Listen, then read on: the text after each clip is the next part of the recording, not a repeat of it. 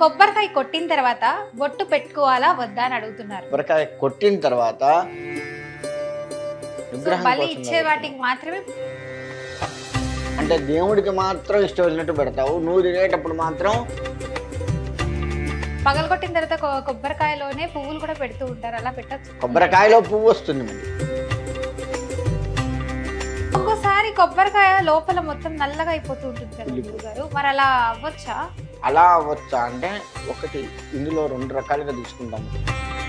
గర్భిణీ స్త్రీలు ఎవరైనా ఇంట్లో ఉంటే భర్త కొబ్బరికాయ కొట్టకూడదు అంటుంటారు, ఆ ఇంట్లో వాళ్ళు ఎవరు పూజ కూడా చేయకూడదు అంటారు. మనము కొబ్బరికాయ కొట్టడం అనేది ఎందుకంటే గర్భంలో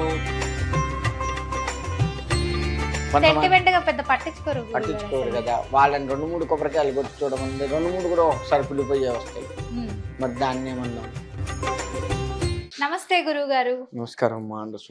గురువు గారు, మన వ్యూవర్స్ అందరికి ఒక డౌట్ అయితే వచ్చింది, అడిగేస్తున్నాను. మరి కొబ్బరికాయ కొట్టిన తర్వాత బొట్టు పెట్టుకోవాలా వద్దా అని అడుగుతున్నారు, అసలు పెట్టొచ్చా? కొబ్బరికాయకి బొట్టు పెట్టాలా వద్దా? కొబ్బరికాయ కొట్టక ముందు దానికి బొట్టు పెట్టి కొబ్బరికాయ కొట్టవచ్చు. కొబ్బరికాయ కొట్టిన తర్వాత ఆ తెల్లగా ఉన్న కొబ్బరి ఉంటుంది కదా, దానికి బొట్లు పెట్టి నైవేద్యాలు పెడుతూ ఉంటారు, లేదంటే అలా బొట్టు పెట్టి పెడుతూ ఉంటారు. అది పనికిరాదు. ఎందుకు అంటే మనము కొబ్బరికాయ కొట్టేది దేనికి? భగవంతుడి కోసం కొడుతున్నాము. భగవంతుడు, అమ్మవారి. కొంతమంది పటాలకి పూలు అవన్నీ పెట్టి బొట్టులు పెడుతూ ఉంటారు కదా, కొబ్బరికాయ కూడా అట్లానే బొట్టులు పెట్టేసి దేవుడి దగ్గర పెడతారు. అలా పెట్టకూడదు, అదే చెప్పేది. అంటే కొబ్బరికాయ కొట్టిన తర్వాత కొబ్బరికి లోపల ఉన్న తెల్లటి కొబ్బరికి బొట్టు పెట్టి నైవేద్యం పెట్టకూడదు. ఒకటి. ఎందుకు మనం దేవుడికి కొబ్బరికాయ కొడుతున్నాము అంటే భగవంతుడి అనుగ్రహం రావడం కోసంగా. మనలో ఉన్నటువంటి కామక్రోధ లోభ మోహ మద మత్సర్యములు కొబ్బరికాయలాగా గట్టిగా పట్టుకొని ఉన్నాయి. అవి పోయి సాత్వికమైనటువంటి తీయనైనటువంటి ఆ కొబ్బరిని, అంటే భగవత్ అనుగ్రహాన్ని ఆశీర్వదించాలి. అందుకోసం కొడతాము. ఒకటి. కొబ్బరికాయ కొట్టేది భగవంతుడి అనుగ్రహం కోసం కదా. మరి ఇంకో చోట కూడా కొబ్బరికాయ కొడతాం. ఎక్కడ కొడతాము అంటే గృహప్రవేశాది సమయంలో. అప్పుడు పసుపు కుంకుమలు బాగా వేస్తాము.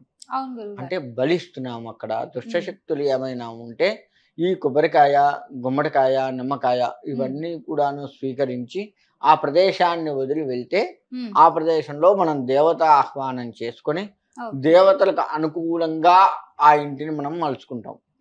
ఆఫీసుల్లో అయినా అంతే. అలా ఆధ్యాత్మికత వెల్లువిరుస్తూ నవగ్రహాల అనుగ్రహం కోసంగా దేవతలు అందరూ కూడా ఇంట్లో నిక్షిప్తమై ఉండి మనల్ని అనుగ్రహించాలి, వంశాన్ని ఉద్ధరించాలి అని అలా చేసి దుష్టశక్తుల్ని పారద్రోలుతూ ఉంటాం.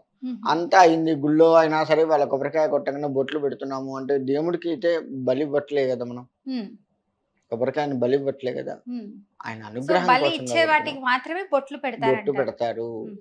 ఒక రకంగా చెప్పాలంటే నువ్వు అన్నట్టు బలిచ్చే వాటికి మాత్రమే బొట్టు పెడతారు. సో వ్యూవర్స్ చూస్తున్నారు కదా, బలిచ్చే వాటికి ఒక్కటే అంట బొట్టు పెట్టాల్సింది. సో బొట్టు పెట్టద్దు దేవుడి దగ్గర పెట్టేటప్పుడు మాత్రము. అలా కొబ్బరికాయని అలా కొట్టి భగవంతుడికి నివేదించి దాన్ని ప్రసాదంగా స్వీకరిస్తాం. అలా స్వీకరించింది ప్రసాదం అవుతుందే తప్ప ఇక బొట్లు పెట్టి చేసి, ఇప్పుడు ఉదాహరణకి దేవుడికి బొట్టు పెట్టి దేవుడికి పెట్టాం, మనం తినాలి అదే కొబ్బరి. దేవుడికి పెట్టింది ప్రసాదంగా మనం తింటాం కదా, ఆ బొట్టు ఉన్నది కుంకుమ దాంతో తింటామా, దులుపుకొని తింటామా? తీసేసి తింటాం. దులుపుకోనో కడుక్కోనో తింటాం. అంటే దేవుడికి మాత్రం ఇష్టం వచ్చినట్టు పెడతావు, నువ్వు తినేటప్పుడు మాత్రం నువ్వని కాదు భక్తులు నన్ను కూడా లాగుతున్నారు మధ్యలో. మనం తినేటప్పుడు మాత్రం, అందుకే ఇంకా మనం అని కలుపుతున్నాం, మనం తినేటప్పుడు మాత్రం శుభ్రం చేసుకొని శుభ్రంగా కడుక్కొని మంచి కొబ్బరి ఉండేట్టు తింటాము. దేవుడికి మాత్రం అట్లా పెడతామా? దేవుడికి ఎంత శుద్ధంగా పెడతామో మనం కూడా అంతే శుద్ధంగా తినాలి. మనం ఎంత భక్తితో ప్రసాదంగా తీసుకుంటున్నామో దేవుడికి కూడా అదే భక్తితో ఈ ప్రసాదాన్ని నివేదిస్తున్నాను స్వామి అని పెట్టాలి. దేవుడికి పెట్టేటప్పుడు అత్యంత భక్తి శ్రద్ధలు ముఖ్యం. నువ్వు ఏది పెట్టినా సరే, ముఖ్యంగా మనకి ఇప్పుడు కొబ్బరికాయ వచ్చింది కాబట్టి ఎట్టి పరిస్థితుల్లో కూడా చుట్టూ 1 బొట్టు 2 బొట్లు 3 బొట్లు లెక్క కూడా లేదు. అసలు కుంకుమ పసుపు అనేది ఆ కొబ్బరి చిప్పలకి తగలకూడదు. కొబ్బరికాయకి కొట్టక ముందు దానికి పగలగొట్టిన తర్వాత కొబ్బరికాయలోనే పువ్వులు కూడా పెడుతూ ఉంటారు, అలా పెట్టొచ్చా? పువ్వు పెట్టి ఇవ్వచ్చు, పర్వాలేదు. అంటే నైవేద్యం పెట్టేటప్పుడు పువ్వు పెట్టకూడదు, కానీ ఇప్పుడు దేవాలయానికి వెళ్ళాము, ఉమ్, దేవుడికి పూలు కొబ్బరికాయ సమర్పించాము, కొబ్బరికాయ కొట్టి సమర్పించాం కాబట్టి అర్చకుడు ఏం చేస్తాడు, అక్కడ ఉన్నటువంటి అర్చకుడు నివేదన పెడతాడు, ఉమ్, దేవుడికి పూలు వేసాడు, ఉమ్, అందులో పువ్వు కొబ్బరి చిప్పలో పెట్టి మనకు ప్రసాదంగా అనుగ్రహంగా ఉమ్, ఆడవారైతే ఇట్లా ఒళ్ళో బట్టి ఉమ్, ఇస్తారు, మగవాళ్ళైతే ఇలా దోశలు బట్టి తీసుకుంటారు. ఓకే. అలా ప్రసాదంగా తీసుకుంటాం కాబట్టి తప్పులేదు.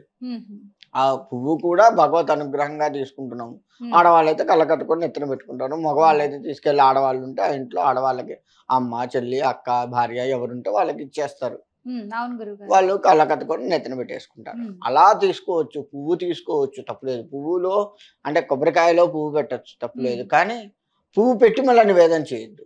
ఆహా, ఓకే.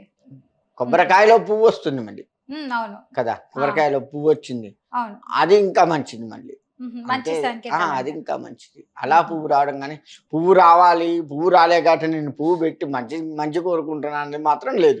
ఇంకొంతమంది ఆ కొబ్బరికాయలో పువ్వు కోసమైనా వంద కొడుతూ ఉంటారు కొబ్బరికాయలు. అలా అది కాదు కదా, అది ఎన్ని కొట్టినా రాకపోవచ్చు. ఒక్కోసారి కొబ్బరికాయ లోపల మొత్తం నల్లగా అయిపోతూ ఉంటుంది కదా కుళ్ళిపో- గురుగారు, మరి అలా అవ్వచ్చా? అలా అవ్వచ్చా అంటే, ఒకటి ఇందులో 2 రకాలుగా తీసుకుంటాము. పువ్వు వస్తే మనకేదో మంచి జరుగుతుంది అని తీసుకుంటాం. ఒకవేళ మీరు అన్నట్లుగా నల్లగా వచ్చి కుళ్ళిపోయినట్లుగా వస్తే మనకి ఏదో చెడు జరిగేది స్వామివారి దగ్గర ఈ కొబ్బరికాయ రూపంలో వెళ్ళిపోయింది. ఓకే. స్వామివారి దగ్గరే కదా, భగవంతుడి దగ్గరే కదా కొట్టేది. ఉమ్, మనకు జరిగే చెడు ఏదైతే ఉందో ఉమ్, అది ఈ కొబ్బరికాయ రూపంలో భగవంతుడు తీసివేశాడు అని Hmm. తీసుకోవచ్చు. లేదు చెడు జరుగుతుంది అనే సంకేతంగా కూడా తీసుకోవచ్చు, అంటే జాగ్రత్త వహించడం కోసం. ఉమ్. జాగ్రత్త కొంతమంది ఏం వహించడం. చేస్తారంటే లేదు ఆల్రెడీ అది కుళ్ళిపోయింది కాబట్టి మనకు తెలుసా, లోపల చూస్తావా, మనము కొట్టాము అట్లా వచ్చేసింది అని కూడా అంటూ ఉంటారు. కొంతమంది సెంటిమెంట్ గా పెద్ద పట్టించుకోరు గురుగారు పట్టించుకోరు అసలు. కదా, వాళ్ళని 2-3 కొబ్బరికాయలు కొట్టి చూడమంటే 2-3 కూడా ఒకసారి కుళ్ళిపోయే వస్తాయి. ఉమ్, మరి దాన్ని ఏమన్నాం, ఉమ్, లోపలది అంటే మనకు జరగబోయేది తెలియదు కదా, ఉమ్, అది భగవంతుడు సూచించాడు. ఉమ్, నీకు జరగబోయేది ఇప్పుడు నేను ఇక్కడి నుంచి వెళ్ళేటప్పుడు ఉమ్, ఏమవుతుందో నాకు తెలుసా, తెలీదు. తెలియదు. భగవంతుడు ముందే సూచిస్తాడు, చిన్న కష్టం వచ్చేట్లుగా ఉంది, ఉమ్, జాగ్రత్త వహించు, నీ ప్రయాణంలో నువ్వు ఏ గమ్యానికైతే చేరుతున్నావు ఆ గమ్యం వరకు కూడాను జాగ్రత్త వహించు అని ఉమ్, సూచన ఇస్తాడు. అవును. దాన్ని మనం జాగ్రత్తగా తీసుకొని వెళ్ళాలి, అలా తీసుకోవాలి. ఉమ్, లోపల ఏముందో అంటే నిజంగా తెలియదు, ఉమ్, బయటికి వెళ్తే ఏమవుతుందో మనకు తెలియదు, అందులో ఏముందో మనకు తెలియదు. ఉమ్, అలా తీసుకోవాలి తప్ప ఉమ్, మూర్ఖంగా ఇవన్నీ కాదు అని చెప్పేసి ఉమ్. మాట్లాడకూడదు. ఇంకా కొంతమంది గర్భిణీ స్త్రీలు ఎవరైనా ఇంట్లో ఉంటే భర్త కొబ్బరికాయ కొట్టకూడదు అంటుంటారు, ఆ ఇంట్లో వాళ్ళు ఎవరు పూజ కూడా చేయకూడదు అంటారు, అది కూడా నిజమేనా గురుగారు? పూజ చెయ్యవద్దు అనేది లేదు, కానీ నిత్య దేవతా పూజ చేసుకోవచ్చు. కానీ మనము కొబ్బరికాయ కొట్టడం అనేది, ఎందుకంటే గర్భంలో పిండం ఎట్లనో కొబ్బరికాయ అలా, ఆహా. గుమ్మడికాయ కూడా కొట్టకూడదు అంటారు, గుమ్మడికాయ కట్టకూడదు అంటారు. ఉమ్, గర్భిణీ ఉంది అది కూడా 6 నెలలు, ఆ గర్భిణీకి 6వ నెల వచ్చింది అన్న దగ్గర నుంచి ఎక్కువగా పాటిస్తూ ఉండాలి. ఉమ్, అంటే పురిటితో సమానం కాబట్టి ఇంకా పూర్తిగా 6వ నెల అయిందంటే పిండం పూర్తిగా తయారైనట్టు. ఉమ్, ఇలా కొడితే విచ్ఛిన్నం అవుతుంది కదా, ఉమ్. అలా గర్భిణీ కూడా కొంతమంది ఆల్రెడీ విచ్ఛిన్నం అవుతుంది. గుమ్మానికి గుమ్మడికాయలు ఇవి కట్టేసి ఉంటారు, తర్వాత గర్భిణీలు అయి ఉంటారు కదా, సో అప్పుడు అది ఉంచొచ్చా, కట్టిన తీసేయచ్చా? తర్వాత గర్భిణీ అయితే తప్పలేదు, అట్లనే ఉంచొచ్చు, ఇబ్బంది ఏం ఆహా. లేదు. కొత్తగా అయితే ఏం కట్టకూడదు, కొబ్బరికాయలు కూడా గర్భిణీ పగలగొట్టకూడదు. అని తెలిసిన తర్వాత ఉమ్, ఇంకా ఇటువంటి ఏవి చేయకుండా ఉండడం ఉత్తమం. ఉమ్, ఎవరితో అయినా చేయించవచ్చు, కానీ ఉమ్, ఆ భార్యాభర్త ఇంటి వాళ్ళు చేయకుండా ఉండటం ఉత్తమం. ఉమ్. చాలా చక్కగా చెప్పారు గురుగారు, ధన్యవాదాలు. మంచిదమ్మా.